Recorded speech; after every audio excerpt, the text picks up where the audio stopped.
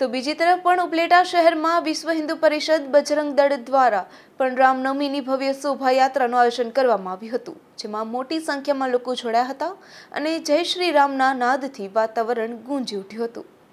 ઉપલેટામાં રામનવમીના દિવસે શોભાયાત્રાનું આયોજન કરવામાં આવ્યું હતું। આ શોભાયાત્રાનું પ્રસ્થાન ત્રિલોકનાથ મહાદેવ મંદિર ખાતેથી કરવામાં આવ્યું હતું, જેમાં મોટી સંખ્યામાં ભાવિક ભક્તો જોડાયા હતા।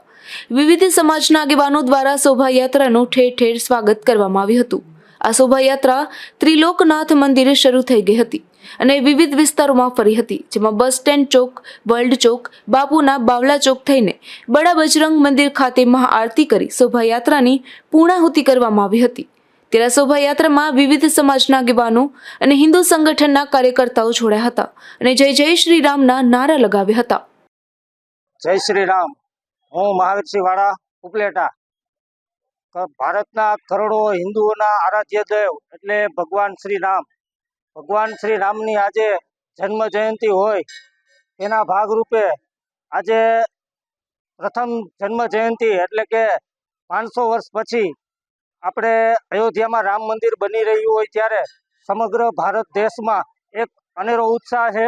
તેના ભાગરૂપે ઉપલેટામાં બજરંગ દળ અને વિશ્વ હિન્દુ પરિષદ દ્વારા એક ભવ્યથી ભવ્ય શોભાયાત્રા કાઢવામાં આવેલી, જેમાં હજારો લોકો ધર્મપ્રેમી જનતા જોડાયેલી અને તેમાં વિવિધ ફ્લોટ્સ અને મુખ્ય માર્ગ ત્રિલોકનાથ મહાદેવથી લઈ બડા બજરંગ મંદિર સુધી આ શોભાયાત્રા નીકળેલી।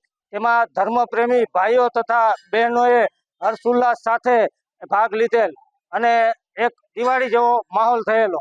સૌને મારા જય શ્રી રામ।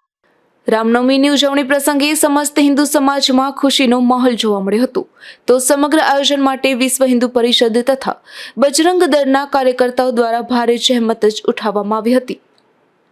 જયેશ મારડિયા, ગુજરાત ન્યૂઝ, ઉપલેટા।